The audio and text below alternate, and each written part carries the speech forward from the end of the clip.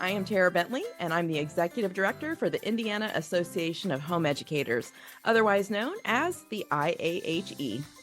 Hi, I'm Cindy Briggs. I'm a homeschool mom and a volunteer with IAHE. We're here bringing you this podcast to share with you a lot of great information about homeschooling here in Indiana. This will be a place to learn about homeschooling, find the support you need, all in the Hoosier State. Each week, we're going to focus on a different topic in the homeschool world. We'll bring you special guests and information that's going to help you on your homeschool journey. So let's get started. Hey, everybody. Welcome back to Homeschool Indiana podcast. I'm Cindy. And I'm Tara again. We are here chatting again we always laugh about the weather because we're in different parts. You all have heard that, but on a sunny Friday, again, in my area, sunny and cold. It's good though. We've had a very, it's been a nice winter. I'm not a fan of snow. I know a lot of people are, and I've been told we need snow to, keep the bugs down for the spring, but I'm okay without the snow. I was stuck on, if you're in Indiana, I was stuck on I-69 last week during the snowstorm for over an hour. And so, yeah, I'm not really a fan. No, and we tried to make a quick trip and it wasn't. Well, and you're not from here. So I'm born and raised in Ohio, lived there for most of my life, but I've been here in Indiana for a long time now.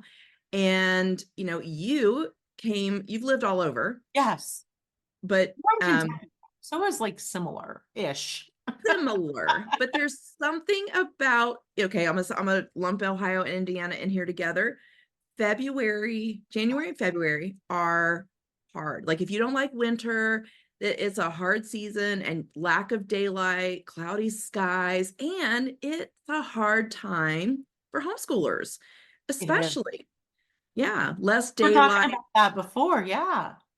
And so for a lot of people, they've made it through the first part of the year. They've hit that Christmas slump. They got started again in January.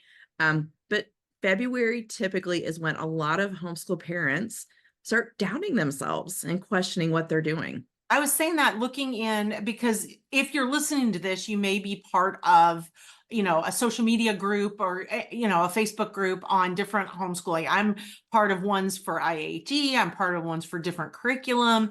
And I was telling Tara earlier that, yeah, you start to see people just in February kind of like, what am I doing? Like, what, this is overwhelming and I'm thinking about sending them back and I don't know. And I really think it's partially just this. I mean, I don't want to put it all on weather, but I think it's partially, just kind of the February doldrums almost. It is. You're probably, you've bought that curriculum and, especially sometimes if you've bought a curriculum that you just don't love, or maybe you just need a change, or maybe it is the lack of sunlight or getting outside. And it just seems like this year, if you're in your first couple years, this is what I want to say. If you're in your first couple years of homeschooling and you're listening now, so this podcast is going to release on February 28th. And this is one of those years, it's leap year, guys. So that means we have an extra day of February. I know, but if you're in the beginning and you're hitting a slump right now and you're doubting everything that you're doing, you're doubting every decision to homeschool, I want you to know February is hard for everyone. Yes. So when you're doubting yourself this time of year, you are in good company. And it's okay to laugh it off. I mean, we were talking this morning about, and you all know, because we talk about it all the time, I'm still homeschooling. And so this morning we had the decimal conversation. Decimals came to my desk and at the moment, and we're all probably, we all know what decimals are, but at the moment, I didn't care. I didn't want to remember how to do it. And I just kind of was like, I looked at him, he looked at me, we both laughed and we said, this might be better next week. And we moved on and it's okay. Like nobody is judging you. Nobody's looking over your shoulder going, oh, you have to finish that lesson. We'll go back to it. We just laughed it off. Right. So if you are having a hard time with February, just know it's almost over. It's almost over. Longer than 3 out of 4 years, but spring is coming. Just conference is remember, coming. yeah, conference, and you can change it up, and it is okay. When we have, like, again, in Indiana, and we know we have to do the 180 days of educational days, it does not have to look the same every day. So just remember that and kind of keep telling yourself that if there's a day that, they bring a science thing to you or a writing thing, you think, you know what, it's Friday morning. We're going to do that next week. We're going to go back to it. It's fine. And that's one of the things that I got to talk about with our next guest, which was amazing. And you know her. I do. I know her. I love her. And so this is the second one of our conference speakers that we're interviewing and putting Yes. on the podcast. And again, that beautiful Southern drawl. They just Oh, yes. Zan Tyler is a homeschool pioneer, absolutely, and a homeschooling rock star, and we just love her. And I know that this was, a great time for you to just get to have some one-on-one time with her It and learn. was. She is, I say a lot of times, I say I have like homeschool heroes, which, when you've been in this still a short time, but long enough to know who these people are, you kind of have your school rock stars. And Zan is one for me that I'm like, oh, I got to like sit and chat with Zan, and it was so cool. And there was one thing that I was telling you that I loved, that before I even met with her, I was reading just some of her written material, and it said that her deepest desire is to encourage parents to raise children who love the Lord, understand their callings in life, and become active citizens who understand the freedom principles undergirding our great American heritage. I loved that. And I mean, that was just a lot of what she ended up talking about, kind of our freedoms and our rights, and working on this homeschool, like fighting for homeschooling. I mean, she's the only Right. person I've ever talked to that literally got threatened with jail time for homeschooling. And I was just blown away. And it is a very important story for people to know. And while we haven't had those harder challenges here in Indiana, we're very, Right, very fortunate. We're very blessed. Doesn't mean it couldn't happen here. Doesn't mean that it's not still happening right. um, across the country in different ways. But hearing from Zan, a mom who was willing to take a stand and fight. Right. And it just, yeah, hearing about that journey, and then just, just the things we were just talking about, the curriculum along the way, and trying to figure out how that looks. And what also hit me was this was 1984. So I was in high school when she was doing this. And I think about, and she mentioned there were no like Facebook groups, there were no online Right. help, no Google, no, I mean, you did this on your own. And so I was just so impressed with her determination, I think. Well, it's an amazing story, and I don't think we should hold back any longer. So let's jump right in. Absolutely. So here's me getting to talk to Zan. Hey everyone. So I have the pleasure today of getting to interview Zan Tyler, which you all have heard me talk about in the last couple of episodes as being one of my homeschool heroes. I got to briefly meet Zan last year at a conference, and just am thrilled that she's here today. So welcome, Zan. Thanks for being here. Well, thank you, Cindy. I'm so thrilled to be here. Thank you for having me. Oh, absolutely. And so I could read all of Zan's bio and just all of the amazing things she's done. She homeschooled her three children all the way through high school. She fought laws. Like, this is the one where that I'm just so intrigued by, of thinking back to when homeschool wasn't legal, and Zan fought laws in her state, and she works with curriculum now, and she has a podcast, and just all of the wonderful things. So Zan, we're going to talk about your bio more, but tell us kind of like your beginning of this. Like, how did all of this start in your world? Well, it was 1984, which I think so much that's so George Orwellian. Absolutely. Back in 1984. And my son was 6, and he was the only one in his kindergarten program not reading. But I knew that he's just got a brilliance about them, like all of our kids do. They all have their own areas of strengths and passions and brilliance. I was trying to figure out what to do. So a friend of mine who had her master's degree in education said, "Oh, he's a boy, just, hold him back a year, let his brain develop."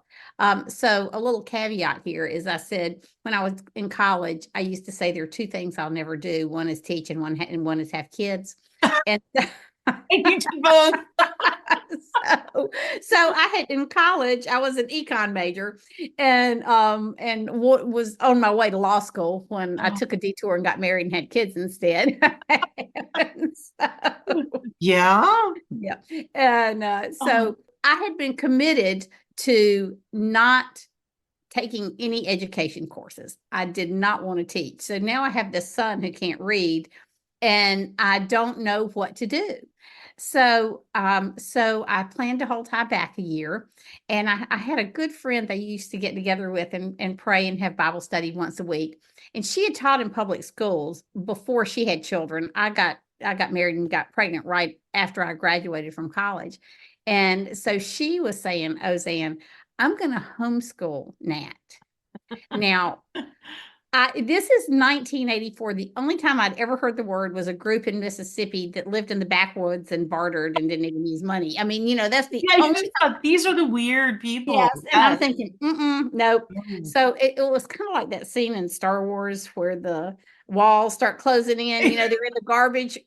Yes, and you're like, no. This is And I'm thinking, I got to get out of here because we're a family of extroverts. And I thought, okay, I got to get out of here. So she gave me a book, Homegrown Kids, and by Dr. Raymond Moore. And I started reading it. And I thought, oh gosh, this would be an amazing way to educate children. Mhm. But this is 1984. And I don't know anybody in the world who homeschools, period. And so I just sort of let that dream go. And then as just the Lord orders things, when all the people in our neighborhood got their kindergarten packet, I didn't get mine. So I called the administration and they said, "Oh, Miss Tyler, we can't put your child in kindergarten. We moved him up to first grade." It was some education finance law he was quoting. I said, "Well, he was in, at this time, private schools are filled. Now I can't hold Ty back. I know he's not ready for first grade." And so I called a friend of mine. When I was in high school, the principal was just ended up being a dear friend. He's my dad's age, but we got to know each other well. I used to babysit his kids. I was one of his, I stuck around for my senior year just to help the administration get this new high school, more and more off the ground. And so it was, I knew him. And I said, "Dr. Hudgens, I just need to hold Ty back a year." And he said, "Well, Zan, we can't do that." I said, "But you could write him a note and do that because they do it all the time. I have absolutely. friends." He said, "I'm sorry, I can't do that." And I said, "Well, Dr. Hudgens, I'll just have to homeschool then." And when I said that, it was just like, What? Like, yeah. I thought for sure he would be all in on me holding Ty back. And he said, "Well, the school district's gotten lenient with that type of thing." And so, So you decided to do it. Like you Yes. jumped in and like Yes. decided to homeschool him. And at what point did somebody come and say you can't? Well, I found out later that being lenient with this was one person had homeschooled in the history of the district for 1 year, and she was a certified teacher. Oh, And so when I thought, okay, so I called the school district. They won't give me the law or the regulation for homeschooling. I called the State Department of Education. They won't give me the law or the regulations for homeschooling. And so we had to hire an attorney just to find out what the regulations for homeschooling were. This is why there probably weren't even laws then. I mean, really? There was a substantial equivalence law that said if you teach your children anywhere outside of school, this is what you have to do.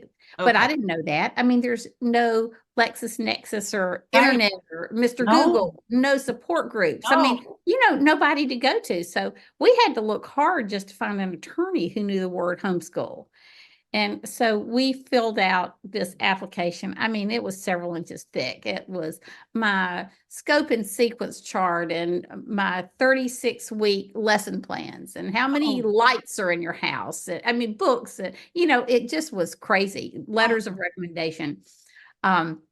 So after that, the school board turned me down. I mean, I complied to the letter of the law. Later, they came back and said, we just wanted to make a statement to the state board that school districts shouldn't have to be dealing with this. So I called my attorney again and I just asked him, so what do I do now? And he said, well, you're going to have to appeal to the State Board of Education. But Zan, they're just going to rubber stamp what the school district did. And so, you're going to end up in family court. And what I didn't say is I really struggled with the Lord over this because I could tell he was calling me to homeschool. And I kept saying, Lord, I cannot do this. This is 1984. This was so countercultural. It would embarrass my parents. It would, it would just be horrible. And all the things I told the Lord came true. And it did. So all those things happened. Yeah. So we hadn't even mentioned to my parents and Joe's parents, both of whom lived within 3 miles of where we lived at the time, that we were homeschooling. Had been going through all this rigmarole denied by the school district. I told Joe, I said, if this comes to be when they don't get on the school bus, I guess I will tell them what we're doing. Because at that point, I didn't have any emotional energy left for any other controversy. So just as I was praying through everything in the mornings about what am I going to do, Lord, I know it was just a God ordained moment. He said, Zan, go see the state superintendent of education, who was a friend of my mother's. When she was teaching, he got his while he was getting his PhD, he observed her classroom one semester or 1 year, I'm not sure how long, in the afternoons. And so you had this connection. Yes. And so I called him up and I said, Dr. Williams, I'm Sybil Peters' daughter. I have a problem. Can I come see you? He said, oh, honey, I'll clear my schedule. Come on up right now. Can you come right now? I said, yes. So I go up there and I just feel like, I'm a mom who loves my child. I just want the best thing for my child. Yes. And so I explained my conundrum. I just wanted to hold tie back. The school district said yes. Then they said no. Then they denied my application to homeschool. And here I am. And I just thought he'd say, well, Zan, let's see how we can fix this problem. And instead, he looked at me and he said, well, I can put you in jail for truancy if you continue down this homeschooling path. Wow. And it was just one of those breathtaking moments for me. And really, I think I was just in shock. Well, yeah, I heard that from somebody that I thought knew was going to, help me. And I remember hearing this voice say, well, Dr. Williams, you'll just have to put me in jail then. And I remember thinking, is there somebody else in the room with me? Did I really? I didn't just say that. I think it's that verse where Jesus says, don't worry about what you're going to say when you're brought before the authorities. And I just feel like he spoke for me, through me, for me. And so how many years did this take? Was this like? Well, we were, I had worked for a senator my senior year in high school and done commercials and spoke with him on this little speaking gig around the state. Yeah. And so my dad knew him and Dad called him and said, when I finally came clean with my parents, she needs help. So he actually flew down and met with the state superintendent of education on my behalf and said, her program's legal, you need to get off her back. So we were fine that first year. Well, I shouldn't say we were fine. We had policemen riding up and down our little street in the cul-de-sac. I'm assuming they were making sure my car was home and the kids weren't out playing. I don't know. It was constant. And we had neighbors who wouldn't speak to us. We had people at church who wouldn't speak to us. We had family members who were most upset with us. If it hadn't been for my mom and dad supporting me, I don't know what I would have done.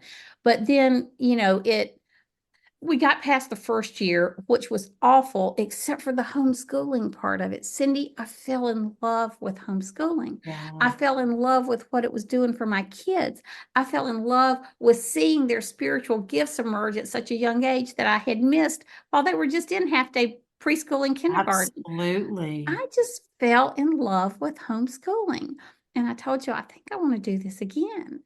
And so we did. And that year is when the regulations started. I got a call from a neighbor. Actually, this neighbor came by about midnight one night, and it scared me to death because I've been threatened with having my kids removed from my home, and you get a knock on your door at midnight, and your heart stops. And so I opened the door. It was my neighbor, Bill Clement, and he was the head of a state agency. He said, Zan, as the head of a state agency, I see the state registry. And these are the regulations that the school district is getting ready to promulgate against homeschooling. You have to have a college degree, and you can only use state-approved text. So no Christian homeschooling. Curriculum, yes. Yeah, curriculum, yes. And so that sort of started, and Bill was funny. He said, we're not in favor of homeschooling, but we love you. And so which was very sweet. And but that started sort of our foray into politics and civic involvement and government. And really, until when we started homeschooling, from the time I was threatened with jail until the time we got really good legislation passed, was 8 years. Wow. And what's sad is that was 1984, but some people are still fighting this now. I mean, we're in 2024. Yes. And there's still some of these issues that are happening around the country. Well, I think, so many people have said to me, well, Zan, certainly with homeschooling being so popular, the legal issues are over. And I said, are you kidding? We're taking money from school districts because kids' seats aren't in the school district, they're in their homes. And I said, this is a threat to them because there are so many, and some schools are closing or combining grades. People are talking about going to a 4-day week, all kinds of things. I think because homeschooling and private schooling after COVID has just, exploded. Yes. And but I think it puts a bigger target on our back. Well, and there's still people that think we're crazy. I mean, I was telling you, just 3 years ago is when I took my son out and started homeschooling, and just even like you were talking about your parents, but my family, I still have family members who think we're crazy and constantly ask at what point are you going to put him back in a real school? Well, he's learning. We're doing that now. And it doesn't change. It doesn't seem like, or no, still a fight. And it is so it's legal in all 50 states, Right. But we're starting to see lawsuits emerge again, questioning things, and legislators who all of a sudden in deregulated states are saying, oh, we've got to have more regulations now with all these people homeschooling.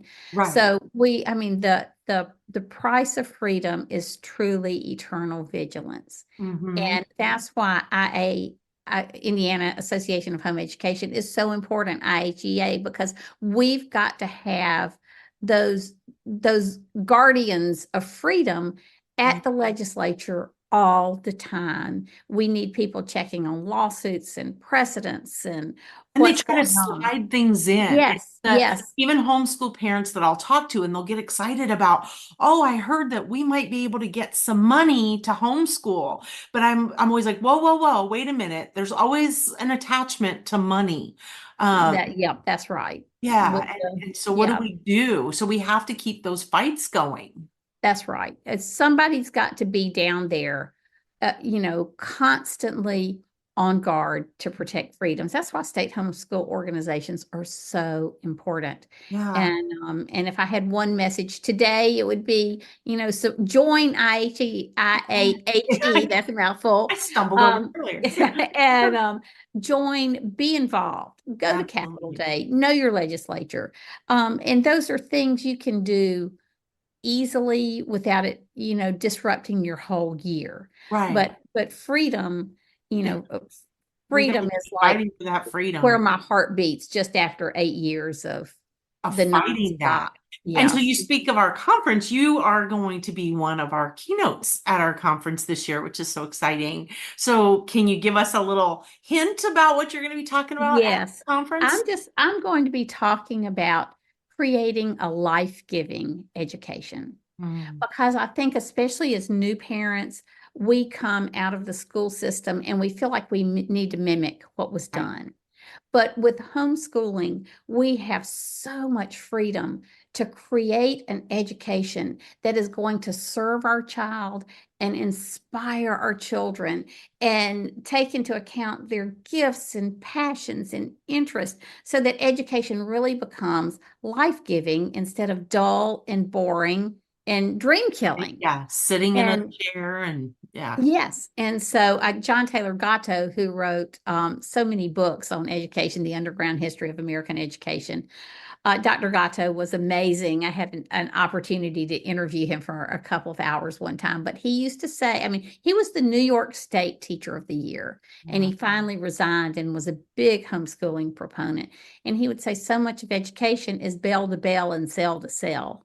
You know, you're just, kids are captured in these classrooms and have to move when the bell rings. Right. Sometimes as the creative juices are getting going. And so I really, homeschooling just gives you the freedom to have an education that is not child-centered in an unhealthy way, but begins with the child instead of the scope and sequence chart.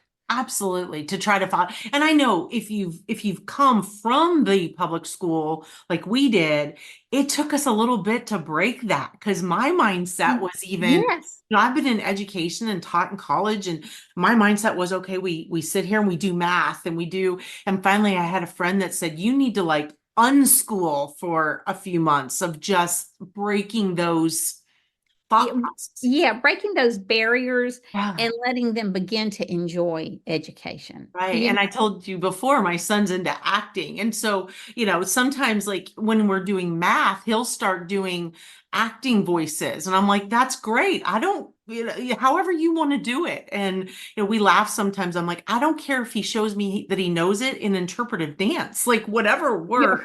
Yes, yes, absolutely. So, and that's one of the things I'll be talking about in our keynote session is how do you know what your gifts, your children's gifts and interests are? How do you identify their learning style? How do you put that all together to create an education that is suited them, fits them? It's like the word bespoke tailoring, which we don't use much anymore, but it's that tailoring, and it's always measure twice, cut once.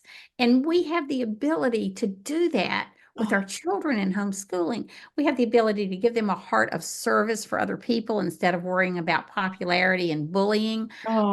We just have so many opportunities to do so many life-giving things with our kids. And I love what you said earlier when you said you would not have children. I did want children, but never, ever, ever in my life did I think I'd be a homeschool mom. Like that was never even on my radar, because I was like you. I had one family member who did it years ago, probably in the 80s when you're talking about, but they were the weird family members in our family. Yes, they were the ones like, you don't want to do that. And what are they doing to their kids? And so I love that you're bringing that to our conference, that you're going to bring that information and just share with people, because I think people need to just constantly hear that they don't have to do it like public school. I hear so often, well, there's no way I could do it because I don't know, calculus, or I don't know, I could never teach my child, but they can, right? Yes, they can. And now when Joe and I started homeschooling, there was no internet. There were no video courses. There were no support groups or co-ops. So it really was, we just had to figure it all out. And the Lord was good. I'm not sure we ever figured it all out, but he sure was faithful to our children, and they're all doing very well today. And we've got 8 grandkids whom we love. And but it really is. It's a journey. And I want people to understand, like your story, Cindy, and so many people in this COVID generation said, I would never homeschool. Well, those of us who are pioneers said we would never homeschool. Right. And you said that it just cuts across against the grain of, how we were raised and what we did, and embracing something new like that. Absolutely. You've got to have a vision to run to when you leave. You're leaving a lot of, you're obviously leaving the public school system for reasons. Everybody's got different reasons. Right. But as you leave, you want to know that you're running to something positive. And I just love that God is in this, that you, like you said. And I feel like even on days where I don't feel like I'm equipped, I know God's, you know, he's given us everything and I'm good with it. And so it's, Well, homeschooling is absolutely the most sanctifying thing oh, I ever yeah, did, I'm with because you. you're on your, you're on your knees every morning saying, Lord, I don't know how to meet this child's need. I don't know what to do here. I don't know what's around this turn. And when God is really your superintendent of education, I It's mean, perfect. It's perfect. it's amazing. It's And amazing. so you got all of your kids through their homeschooling Yeah. journey, and then you've done really cool stuff since then. So you have this background on the legal end, but now you're working with an amazing organization with BJU Press. And so tell us about what you do with them. Well, it's real interesting. So for 10 years, I started and ran a state organization, homeschooling organization in South Carolina. And so we're still on the board. We started a co-op and we're still on the board. So we love really being involved in our local homeschool Mhm. community in different ways. But after I left SCAES in 2000, I worked with two different Christian publishers and a website. And so it's just been nice to see what's going on nationally. One of the great things I love about BJU Press Homeschool is the solid curriculum. It's a biblical worldview, is curriculum you can trust. It's robust, educationally rich and robust. And they're also videos. And so, people who can't teach algebra or don't want to teach writing, there are Sure. all these well done videos that parents can use and, just support and just help. So, the main things I do with BJU Press is I just tell people about homeschooling and I tell people about this curriculum that supports their values and gives them help.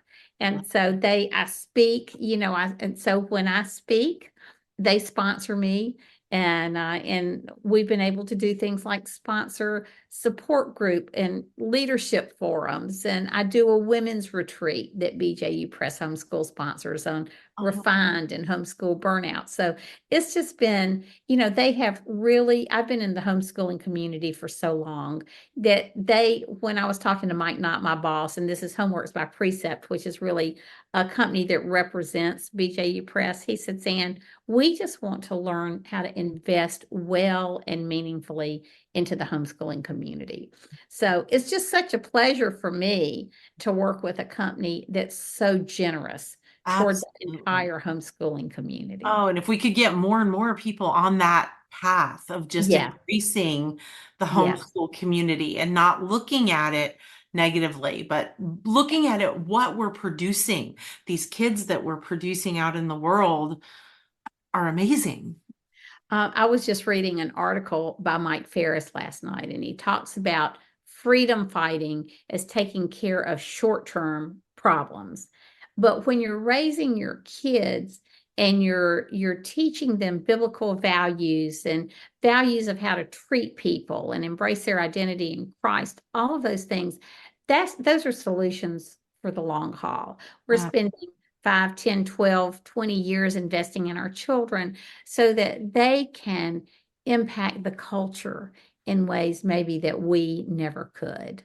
Oh, and so that leads me to kind of my last question for you is just if you could, like, you've been in this for so long, but what is your greatest dream in that homeschool world for homeschool families? Like, what do you want to see, 20, 30, 40 years down the road? I would just love to see a community that is flourishing and supports one another. I would, I just love to see the increase in resources, but mainly moms and dads who are confident in their calling. And so we were talking about the why. You're going to be talking about the why of homeschooling at the conference, Cindy. I'd love to hear that one. But, when parents know their why, if it's a calling from God, if it's to bring glory to God in a very secular culture, whether they're engineers or homeschooling moms or actors or, Yes. whatever they happen to be doing, we just want to raise children who can love their neighbors and bring glory to God. And I think, if we can continue to have that focus, that homeschooling will continue to grow. Oh, I love that, Zan. Well, I so appreciate you taking time to just talk to our listeners with IAHE, and that you'll be at the conference, that people can come talk. I know I'm excited to get to come see you again and hear you. Zan also has a podcast, so you can go to her website, which is zantyler.com. That's And right. she has all kinds of great information out there that you can listen to and hear her podcast and just hear more about her journey, and homeschooling. But thank you again for just taking time to share with our listeners. Well, Cindy, it has been so much my pleasure. Can I take just a minute to talk about one or two of the other sessions? One I'll be doing with 3 other people. Absolutely, And, please do. one of the things I realized early on is that teaching writing can Mhm. be a real bugaboo for people sometimes.